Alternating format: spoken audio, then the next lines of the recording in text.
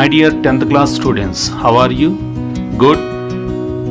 We discussed the topics in 1 to 12 chapters in our social studies in our previous video. Please subscribe our channel to watch those useful previous videos. Today we are going to discuss the topics in 13 to 22 chapters in part 2. You know, this part 2 is meant for paper 2 examination. ఆకాశం కూలిపోని, సముద్రాలు ఉప్పొంగిపోని, భూమి బ్రద్దలైపోని, లక్ష్యం వైపు నీ పయనం ఆగకుండా సాగిపోని. ఈ విధంగా మీ పయనాన్ని సాగించి మీరు విజయం సాధించాలని మనస్ఫూర్తిగా కోరుకుంటున్నాను. Now it's time to start our topic. 13th chapter, The World Between Wars, 1900 to 1950, part 1.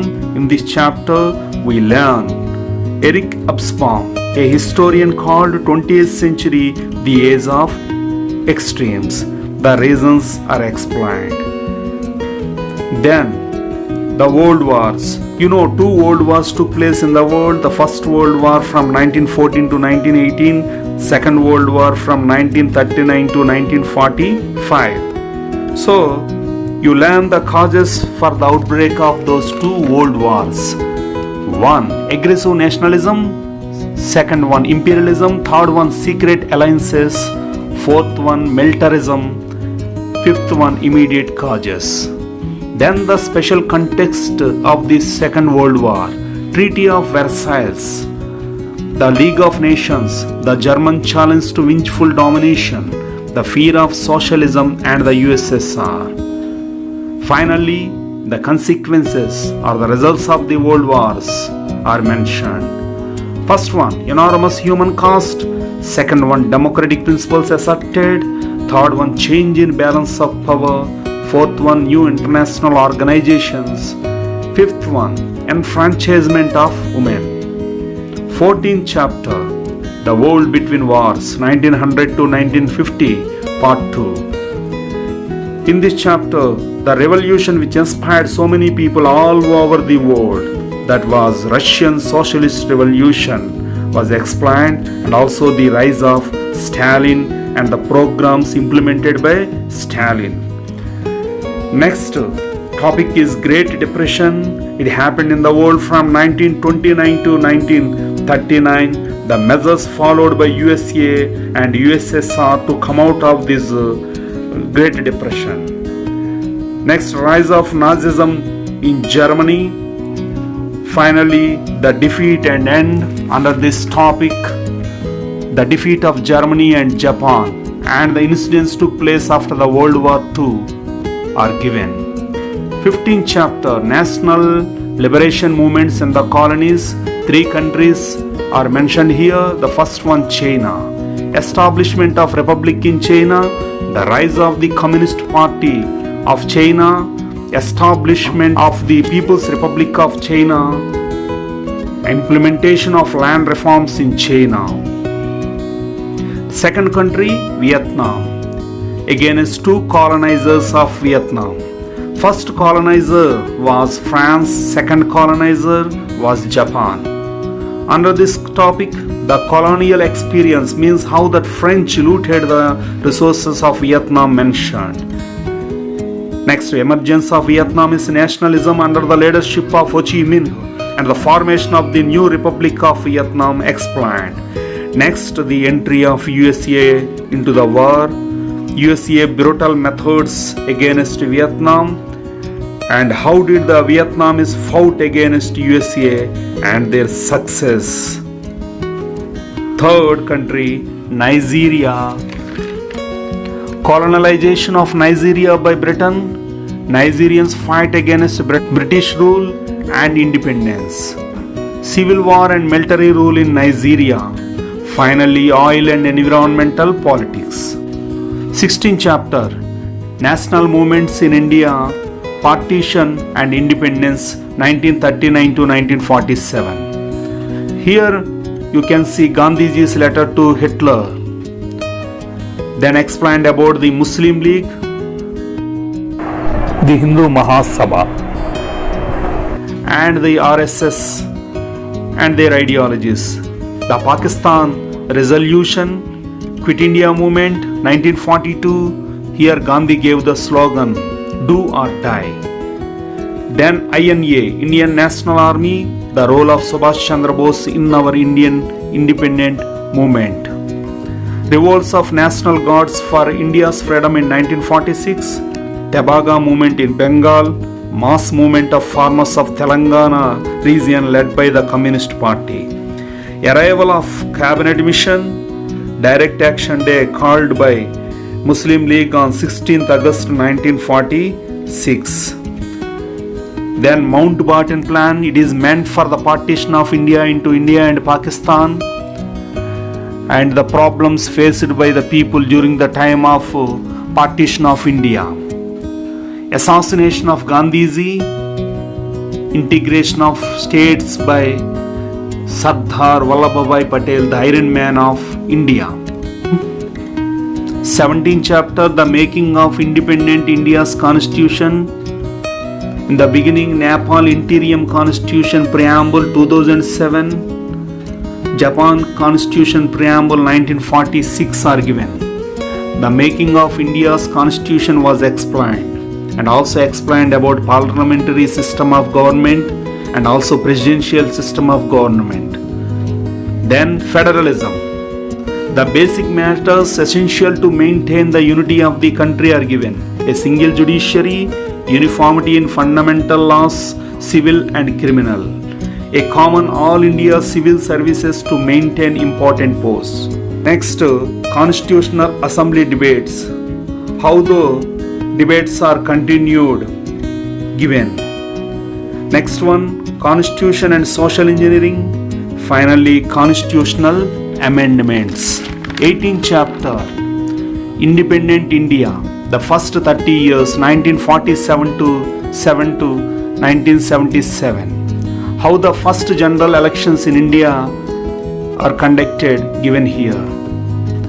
One party dominance in political system, demand for State Reorganization, State Reorganization Act 1956. Here explained the sacrifice of Mr. Potti Sriramulu for a separate state for Telugu speaking people. Social and economic changes under this, land reforms, agricultural cooperatives and local self-government. Then the most important foreign policy of India, non-alignment policy.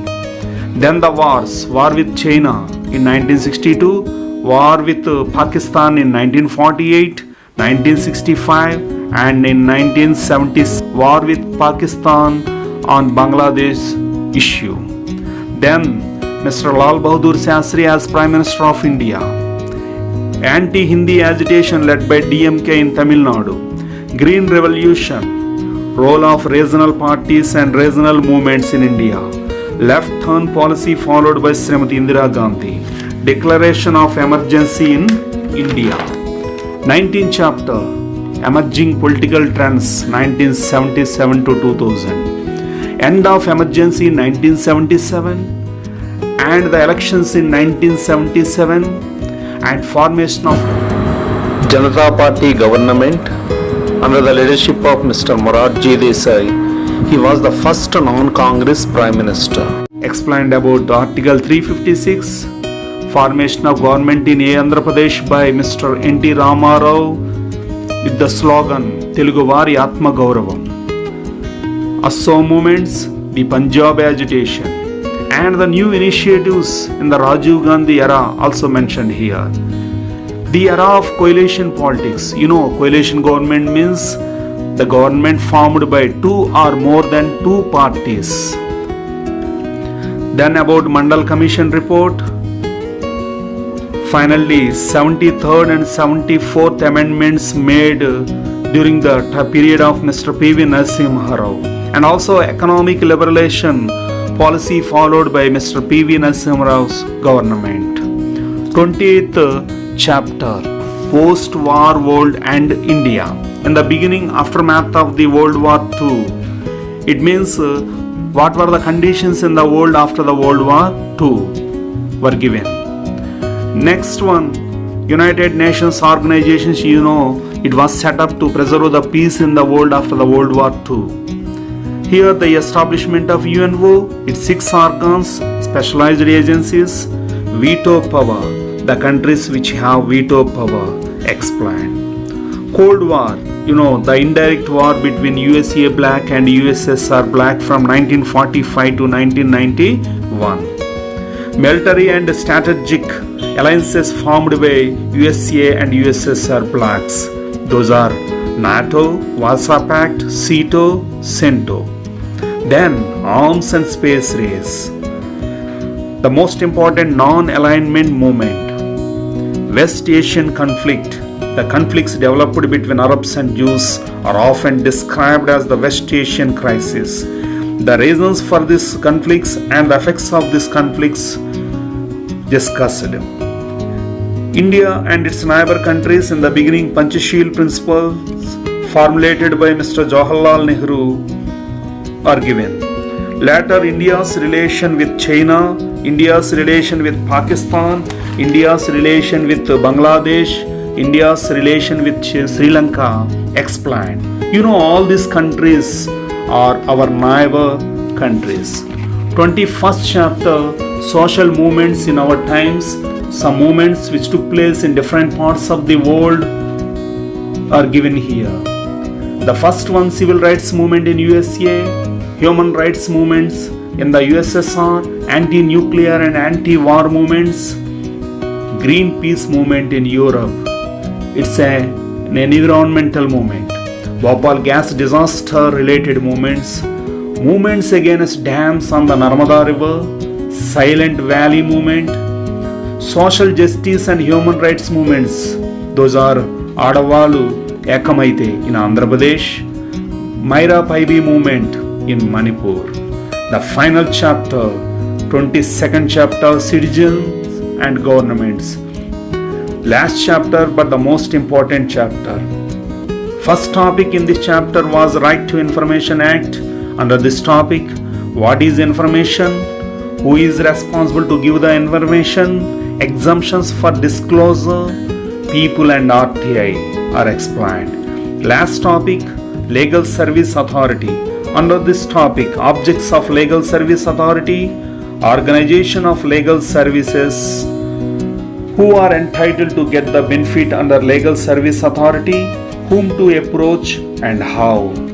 Finally, entertainment of disputes and benefits of Lok Adalat. My dear students, I hope you understood the topics in 13 to 22 chapters well. I suggest you to go through these topics again and again and learn in a systematic manner. Then you will say with confidence, I can get good marks. I can get good marks. No doubt at all, you will say. So, all the best, my dear students.